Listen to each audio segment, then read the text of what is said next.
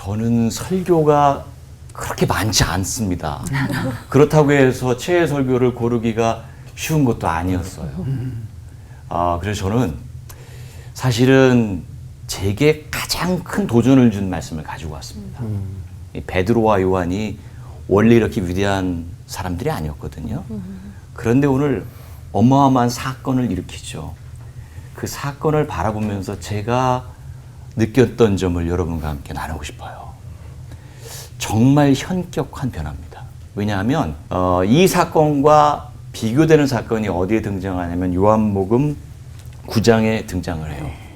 그 나면서부터 앞을 보지 못했던 그 선천적 시각 장애인을 두고 사실 제자들이 뭐라고 그랬냐면 이 사람이 이렇게 된 것이 부모의 죄 때문입니까? 그 사람의 죄 때문입니까? 이렇게 하는 이야기가 등장을 해요. 전 어릴 때부터 이 구절을 읽으면서 기분이 안 좋았어요. 왜냐하면 저희 할머니께서 후천적 시각 장애인이셨어요. 읽을 때마다 제가 이 본문의 설교를 들을 때마다 마음이 불편해요. 아니 하나님의 영광을 위해서라고 분명하게 주님께서 말씀해주지 않았더라면 저 삐질 뻔했어요. 읽으면서 그만큼 저에겐 상처가 되는 구절입니다. 여러분 그 페니 크로스비라고 유명한 찬송가를 만든 분이 있잖아요. 그분이 사실은 후천적 시각 장애인이었어요. 그래서 앞을 못 보셨죠. 그런데 그분이 하늘의 영광 본다고 고백하잖아요. 이것이 나의 간증이요. 맞아. 이것이 나의 찬송일세. 여러분 그분이 이런 고백을 한 적이 있습니다. 내가 시각장애인이 된 것을 감사한다. 왜냐하면 눈을 떠서 제일 먼저 보게 될 사람이 예수 그리스도이기 때문이다. 이런 고백을 했어요. 만약에 제자들과 페니 크로스비 여사가 천국에서 만나서 이야기를 한다면 어떤 대화가 이루어질까 저 궁금한 적이 있습니다. 되게 민망했을 것 같아요. 그랬던 제자들이었어요. 자, 이 관점이 중요한데 그렇게 정죄의 시각에서 바라보던 제자들이 완전히 바뀝니다. 오늘 사도행전 3장에 나오는 베드로와 요한은 완전히 바뀐 사람이에요. 관점이 달라졌어요. 주목하여 본다는 그런 표현이 등장하는데 아테니조라는 단어를 쓰고 있더라고요. 그 단어는 뭐냐면 꿰뚫어보다.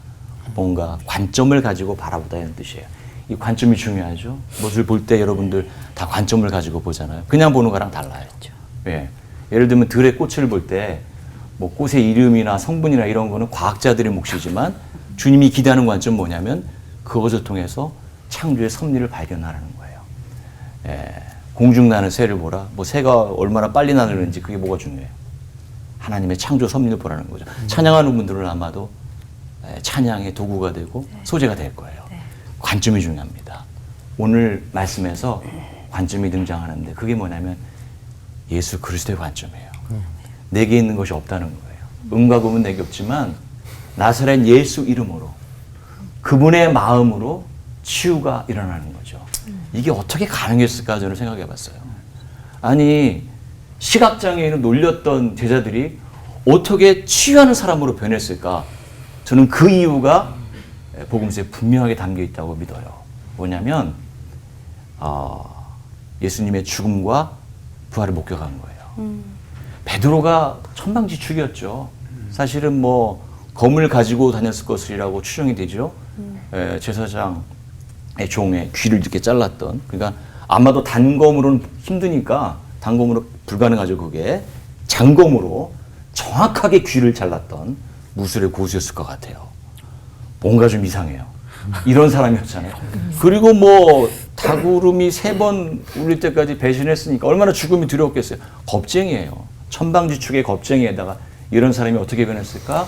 예수님의 죽음을 봤어요. 그리고 부활을 목격했어요. 아, 이게 세상이 여기서 끝나지 않는 거구나. 그랬더니 마음이 바뀐 거예요. 아, 두려워할 것이 없구나. 나중에 이런 일화가 전해지잖아요. 베드로가 십자가에 거꾸로 매달려 죽었다. 가능한 거예요. 아, 인생이 여기서 끝나지 않는구나. 이제까지는 내 맘대로 살았어요. 내 의지대로. 그렇죠? 내 혈기를 부리며 살았는데 오늘 나오는 말씀에 베드로는 내가 아니고 예수의 마음으로 바라보는 거예요. 거기서부터 기적이 시작되었습니다. 저는 사실 여기 서기에 부끄러운 사람입니다. 뭐 자격이 없다고 생각하지만 그렇기 때문에 베드로를 통해서 위로를 받아요. 그리고 도전을 받아요. 내 힘으로는 안 되는 거예요.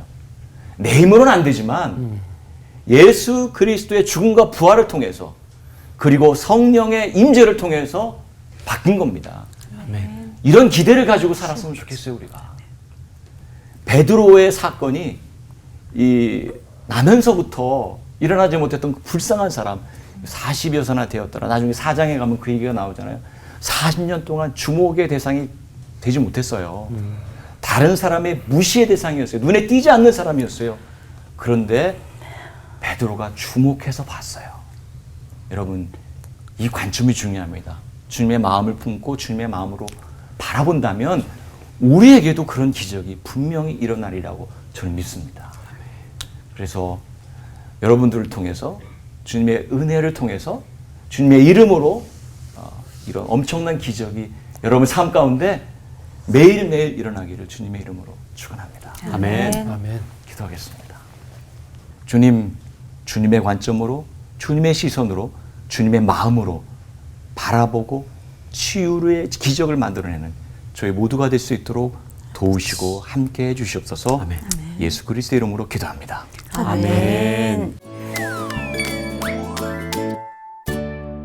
저는 오늘 안더원 목사님 설교를 들으면서 좀 이런 질문이 좀 생겼어요. 학교에서 실천 신학을 또 가르치신다고 알고 있는데, 그래서 그런데 혹시 신학은 되는데 실천이 안 되는 그런 괴리감 때문에 혹시 찾아오는 학생이 또 있었는지, 그 만약에 또 그런 괴리감 극복한 사례가 있다면 어떤 게 있었는지.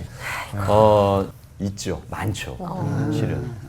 왜 그러냐면요. 기본적으로 신학교는 소위 아카데믹한 그 학문적인 훈련을 하는 곳이라서 어쩔 수 없는 부분이 있어요. 제가 솔직하게 말씀드리면 혹독한 훈련을 받아야 되는 기관이요. 군대 같은 그런 거라고 생각하시면 돼요. 그래서 저는 그렇게 답을 해요. 칼 가는 시간이다. 이 시간조차도 성찰할 수 있는 시간이니까 그렇게 생각하라고.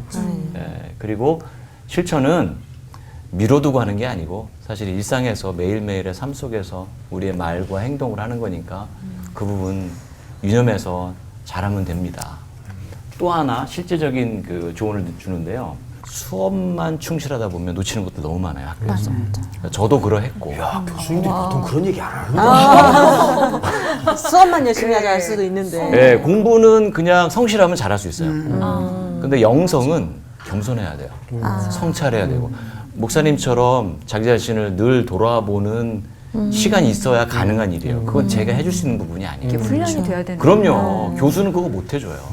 그래서 간접적으로는 뭐 멘토링을 한다거나 그다음에 동아리 활동이나 채플이나 이런 것들을 통해서 보완하는 방법이 있고 가장 근본적으로는 하나님을 사랑해야 돼요. 아멘. 너무 당연한 얘기라서 좀 싱겁죠. 아니에요. 근데 그게 아니에요. 저희가 제가 수업에서 하는 얘기인데 여러분들은 전문직이 되어야 하고 그래서 전문 지식이 있어야 되고 전문성을 갖춰야 되는데 그와 동시에 아마추어가 된다고 얘기를 해요. 아마추어는 뭐냐면 애호가예요. 그게 어원이 아마토르, 사랑하다, 좋아하다. 하나님을 사랑해야지 목회가 가능한 것이고 이웃을 사랑해야 목회가 가능한 것이기 때문에 이거 놓치면 큰일 난다. 그러니까 여러분은 전문가이면서 애호가가 되어야 된다. 이렇게 저는 이야기해 줍니다.